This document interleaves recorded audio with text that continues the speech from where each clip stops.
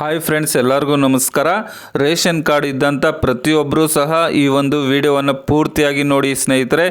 ಯಾಕಂದರೆ ನೀವು ರೇಷನನ್ನು ಪಡ್ಕೊಳ್ಳೋದಾಗಿರ್ಬೋದು, ಅದೇ ರೀತಿಯಾಗಿ ಅನ್ನಭಾಗ್ಯದ ಹಣ ಪಡ್ಕೊಳ್ಳೋದಾಗಿರ್ಬೋದು, ಗೃಹಲಕ್ಷ್ಮಿ ಯೋಜನೆಯ 2,000 ರೂಪಾಯಿ ನಿಂತೋಗ್ದಿರ ಕಂಟಿನ್ಯೂ ಆಗಿ ಬರಬೇಕಾದ್ರೆ ನೀವು ಈ ಒಂದು ಕೆಲಸವನ್ನು ಮಾಡಿದ್ರೆ ಮಾತ್ರ ನಿಮಗೆ ರೇಷನ್ ಕಾರ್ಡಿಂದ ಏನೆಲ್ಲ ಸೌಲಭ್ಯವನ್ನು ಪಡಿತಾ ಇದ್ರ ಅದು ಕಂಟಿನ್ಯೂ ಆಗಿ ಸಿಗುತ್ತೆ ಸ್ನೇಹಿತರೆ.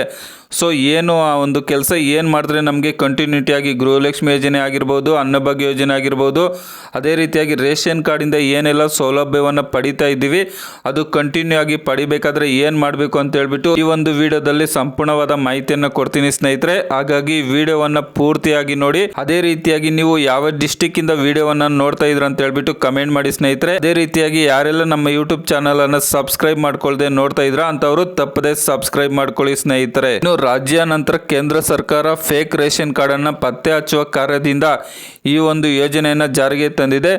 ರೇಷನ್ ಕಾರ್ಡ್ ಇದ್ದಂಥ ಪ್ರತಿಯೊಬ್ಬರೂ ಸಹ ತಪ್ಪದೆ ಈ ಒಂದು ಕೆಲಸವನ್ನು ಮಾಡಬೇಕಾಗುತ್ತೆ. ಒಂದು ವೇಳೆ ನೀವು ಈ ಒಂದು ಕೆಲಸವನ್ನು ಮಾಡದೇ ಇದ್ದರೆ ನಿಮ್ಮ ರೇಷನ್ ಕಾರ್ಡ್ ಕ್ಯಾನ್ಸಲ್ ಆಗುತ್ತೆ. ಆಗ ನಿಮಗೆ ಏನು ಸಿಗ್ತಾ ಇದೆ ಗೃಹಲಕ್ಷ್ಮಿ ಯೋಜನೆ ಪ್ರತಿ ತಿಂಗಳು 2,000 ರೂಪಾಯಿ ಆಗಿರ್ಬೋದು, ಅದೇ ರೀತಿಯಾಗಿ ಅನ್ನಭಾಗ್ಯದ ಅಮೌಂಟ್ ಆಗಿರ್ಬೋದು, ಅದೇ ರೀತಿಯಾಗಿ ರೇಷನ್ ಪಡ್ಕೊಳ್ಳೋದಾಗಿರ್ಬೋದು, ಸೊ ಇವೆಲ್ಲ ಕ್ಯಾನ್ಸಲ್ ಆಗುತ್ತೆ ಸ್ನೇಹಿತರೆ. ಸೊ ಏನು ಮಾಡಬೇಕು, ಏನು ಮಾಡಿದ್ರೆ ನಮಗೆ ಈ ಒಂದು ಯೋಜನೆ ಸಿಗುತ್ತೆ, ಯಾವತ್ತು ಲಾಸ್ಟ್ ಡೇಟ್ ಅಂತ ತಿಳಿಸ್ತೀನಿ. ನಿಮ್ಮ ರೇಷನ್ ಕಾರ್ಡಲ್ಲಿ ಇದ್ದಂಥ ಪ್ರತಿಯೊಬ್ಬರು ಸಹ ಈ KYCಯನ್ನು ಮಾಡಿಸ್ಬೇಕಾಗುತ್ತೆ. ಉದಾಹರಣೆಗೆ ನಿಮ್ಮ ರೇಷನ್ ಕಾರ್ಡಲ್ಲಿ 4 ಜನ ಇದ್ದರೆ ಮನೆ ಯಜಮಾನಿ ಅವರು ಈ KYCಯನ್ನು ಮಾಡಿಸ್ಬೇಕು. ಇನ್ನು ಉಳಿದಂಥ 3 ಜನ ಏನಿರ್ತಾರೆ ಅವರು ಸಹ ಈ KYCಯನ್ನು ಮಾಡಿಸ್ಬೇಕಾಗುತ್ತೆ.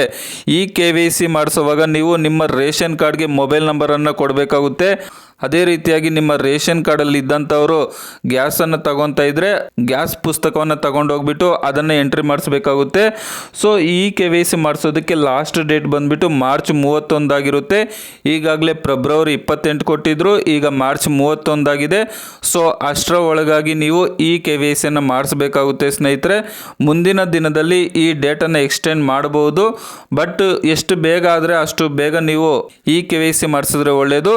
ಸೊ ನೀವು ಎಲ್ಲಿ ರೇಷನನ್ನು ತಗೊತೀರಾ ಅಲ್ಲಿ ಈ KYCಯನ್ನು ಮಾಡ್ತಾರೆ ಸ್ನೇಹಿತರೆ. ನಿಮ್ಮ ಕುಟುಂಬದಲ್ಲಿ ಇರ್ತಕ್ಕಂಥ ಪ್ರತಿಯೊಬ್ಬರು ಸಹ ತಮ್ಮನ್ನು ಕೊಡಬೇಕಾಗುತ್ತೆ. ಉದಾಹರಣೆಗೆ ನಿಮ್ಮದು ತಮ್ಮ ಬಂದಿಲ್ಲ ಅಂತ ಅಂದರೆ ನೀವು ಆಧಾರ್ ಕಾರ್ಡ್ ಅಪ್ಡೇಟನ್ನು ಮಾಡಬೇಕಾಗುತ್ತೆ ಸ್ನೇಹಿತರೆ. ಚಿಕ್ಕ ವಯಸ್ಸಲ್ಲಿ ಆಧಾರ್ ಕಾರ್ಡ್ ಮಾಡಿಸಿ ಇಡ್ತೀರಾ, ಅಥವಾ ಆಧಾರ್ ಕಾರ್ಡ್ ಮಾಡಿಸಿ ತುಂಬ ವರ್ಷಗಳಾಗಿದ್ದರೂ ಸಹ ತಮ್ಮ ಬರೋದಿಲ್ಲ ಅಂಥವರು ನಿಮ್ಮ ಆಧಾರ್ ಕಾರ್ಡನ್ನು ಅಪ್ಡೇಟ್ ಮಾಡಿಸ್ಕೋಬೇಕಾಗುತ್ತೆ. ಹಾಗಾಗಿ ಮಾರ್ಚ್ 31 ಒಳಗಡೆ ಪ್ರತಿಯೊಬ್ಬರು ಸಹ ಈ KYCಯನ್ನು ಮಾಡಿಸ್ಕೊಳ್ಳಿ ಸ್ನೇಹಿತರೆ. ಈ ಮಾಹಿತಿ ನಿಮಗೆ ಯೂಸ್ಫುಲ್ ಅನಿಸಿದ್ರೆ ಬೇರೆಯವ್ರಿಗೂ ಸಹ ಶೇರ್ ಮಾಡಿ, ಅದೇ ರೀತಿಯಾಗಿ ಒಂದು ಲೈಕ್ ಮಾಡಿ ಸ್ನೇಹಿತರೆ. ನಂತರ ಸರ್ಕಾರದಿಂದ ಬರುವಂತಹ ಹಲವಾರು ಯೋಜನೆಗಳ ಬಗ್ಗೆ ನಮ್ಮ ಯೂಟ್ಯೂಬ್ ಚಾನಲಲ್ಲಿ ಮಾಹಿತಿಯನ್ನು ಕೊಡ್ತಾ ಇರ್ತೀನಿ. ಆ ಮಾಹಿತಿ ನಿಮಗೆ ಮುಂಚಿತವಾಗಿ ಬರಬೇಕಾದ್ರೆ ನೀವು ಸಬ್ಸ್ಕ್ರೈಬ್ ಮಾಡಿಕೊಂಡಾಗ ಮಾತ್ರ ಬರುತ್ತೆ ಸ್ನೇಹಿತರೆ. ಹಾಗಾಗಿ ದಯಮಾಡಿ ಸಬ್ಸ್ಕ್ರೈಬ್ ಮಾಡ್ಕೊಳ್ಳಿ. ವಿಡಿಯೋ ನೋಡಿದ್ದಕ್ಕಾಗಿ ಧನ್ಯವಾದಗಳು. ಬಾಯ್, ಟೇಕ್ ಕೇರ್ ಫ್ರೆಂಡ್ಸ್.